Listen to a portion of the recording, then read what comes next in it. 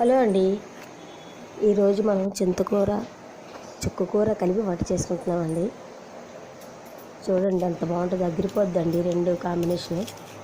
మీరు ఎప్పుడైనా చేసే ఉంటారు, చేశారేమో ఎవరైనా తెలియదు కానండి. నేనైతే ఇప్పుడు చుక్కకూర చింతకూర కలిపి తాలింపు పెడుతున్నానండి. చూడండి, తాలింపు సామాన్లు అండి: ఎండుమిర్చి, ఆవాలు, వెల్లుల్లి బాగా వేయించుకోవాలండి. వేయించుకున్న తర్వాత పచ్చిమిర్చి, ఉల్లిపాయలు కూడా వేసి వేయించాలండి. వేయించేసి కొంచెం సాల్ట్ వేసుకోవాలండి. సాల్ట్ వేసిన తర్వాత పసుపు కూడా కొంచెం యాడ్ చేయాలండి. తర్వాత అండి ఓ 2 టమాటాలు అయినా 3 టమాటాలు, మీ ఇష్టం అండి, అది మీ చాయిస్.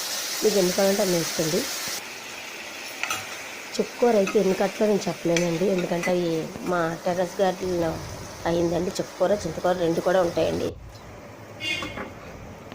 అవి యాజిటీగా ఎన్ని కట్టలు అంటే నేను చెప్పలేను కదండి. అదో కప్పు ఇదో కప్పులాగా వేసానండి నేను. రెండు కలిపి ఒక చుక్కకూర కూడా టమాటా మరచి మగ్గిన తర్వాత చుక్కకూర చింతకూర రెండు వేసి దగ్గరగా చేసి దించేసుకోవాలి, అంతేనండి. చూడండి ఎంత టేస్ట్గా ఉంటుందో, తినండి. మీరు కూడా ఇలా చేస్తే నాకు కామెంట్ చేయండి.